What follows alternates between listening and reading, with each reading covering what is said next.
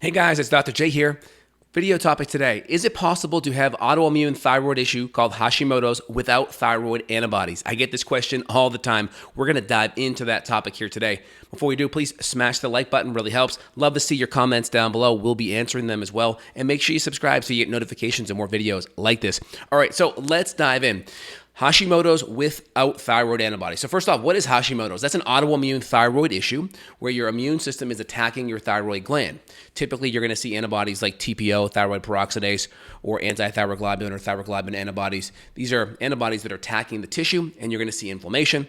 And then over time, that tissue is going to lose its ability to function and produce thyroid hormone, thus putting you into a more low thyroid state. You'll see TSH increase over time. That's a lagging indicator, so you never want to base your autoimmune thyroid issue or your thyroid health solely off of TSH because it lags 5 or 10 years based on true optimal thyroid health.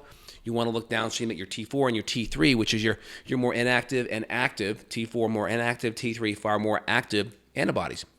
We can look at total and free fractions of those hormones. So back to my original question, can we have Hashimoto's without thyroid antibodies? Yes, we can. It's called seronegative Hashimoto's, where 90% of the time or so we're spitting out TPO and thyroglobulin. Out of that, it's usually 70-30, mostly TPO, 30% thyroglobulin, sometimes both. I have both, and I can switch higher with one, lower with the other. That can possibly happen.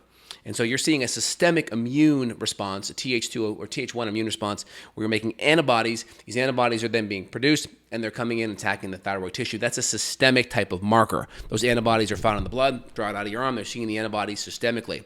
Now, so with seronegative Hashimoto's, this is happening locally, and you have to look at different markers to be able to assess this to see what's happening. So you're having a localized inflammation where the inflammation's here and it's not going systemic. Quick little article here to look at here, Hashimoto's thyroiditis. This is from a scientific article from, what's it say here? Indian article. Now if we go down here and look down below, I already have it highlighted here, talks about 90% of all thyroid issues, 10% right here are seronegative, where there's no antibodies present. This is really important. The presence of anti-thyroid peroxidase or thyroid peroxidase and thyroglobulin or anti-thyroglobulin is not present, right? And anemia is 30 to 40% present.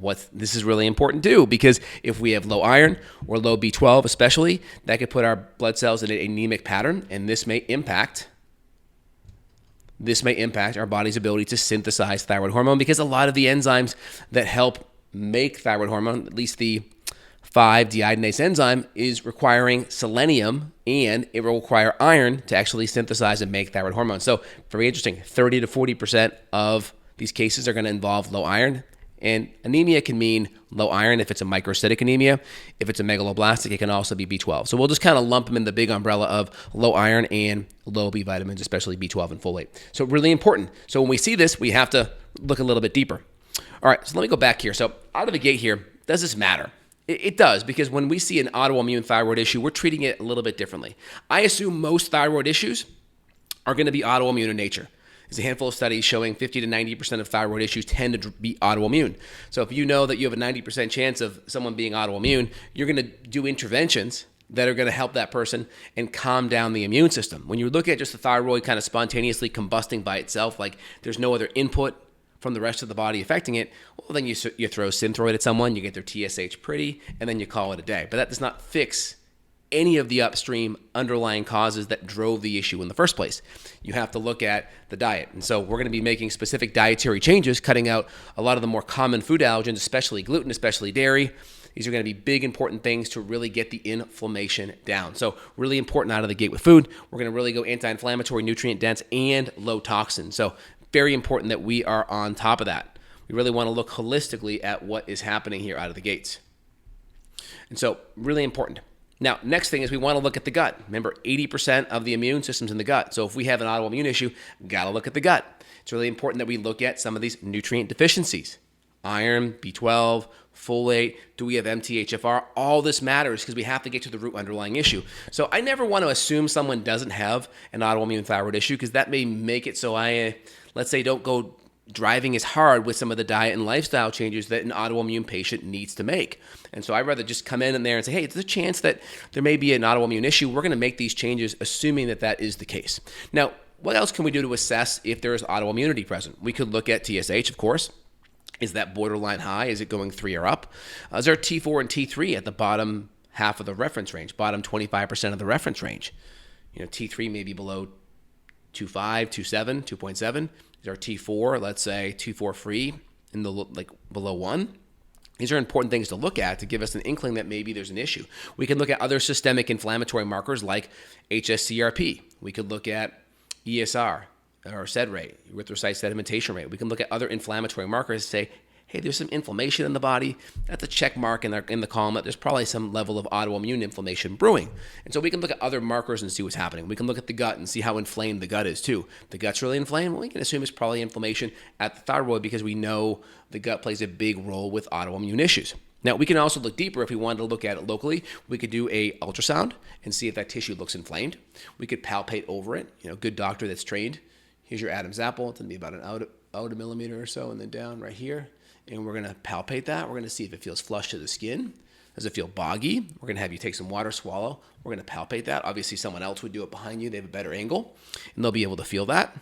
You can look at the hormone function, the TSH, and that's a lagging indicator, so you look at the hormones. There's also a needle biopsy. I typically don't recommend that unless you're really trying to rule out cancer, just because it's not going to change what you're doing enough, and the side effects and the inflammation caused by it's destroying thyroid tissue. If you already have an autoimmune issue, I don't want to create more inflammation by sticking needles in it unless we're really suspecting something very serious. Then we would just go with the ultrasound, and we would look at some of the lab markers and just try to make some of the changes that an autoimmune patient will be making anyway. Talk about selenium, talk about iron or B12 and folate. And again, iron's different if you're a guy, right? Because guys don't menstruate. So iron issues with guys are less likely if it's an autoimmune issue. And a lot of times if you're vegan, vegetarian, then maybe that would be a more susceptible thing because B12 and iron are really high in animal products. If you're vegan, vegetarian, then you're going to be lower in those. Just keep that in the back of your head. So in regards to the answer from our earlier question, right of our supposition here, can you have an autoimmune thyroid issue without thyroid antibodies? Yes, it's called seronegative autoimmune thyroid issue. 10% can. So either way, you want to dive in deeper because you're going to benefit from all the main therapies that we're going to be looking at to address autoimmune thyroid issue anyway. We're going to be benefiting by looking at the gut. 80% of the immune system. We're going to be benefiting by looking at the adrenals and the downstage hormone system, whether it's estrogen, progesterone, cortisol rhythm, testosterone. We're going to benefit by looking at all these different pathways. Do we have estrogen detoxification problems? Because that tells you maybe when we're estrogen dominant, maybe we're not making enough glutathione, maybe we aren't clearing a lot of our toxins well. Do we have an elevation in beta-glucuronidase? Are we not clearing our hormones well? So if we see hormone detoxification problems, that also tells me a lot. Plus, high levels of hormones not detoxified adequately can increase thyroglobulin, binding globulin, and that can also deactivate or lower your free thyroid hormone levels. It's possible. So you want to look at everything holistically. And so I always rather err on the side of assuming someone's an autoimmune thyroid patient than not, because of all the interventions that we're going to be putting in play are going to benefit that overall inflammatory issue.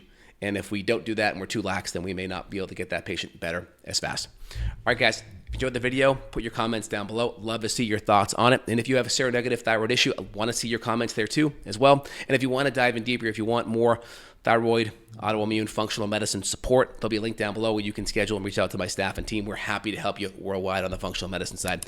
All right, guys, make sure you subscribe. Thanks for watching. Take care.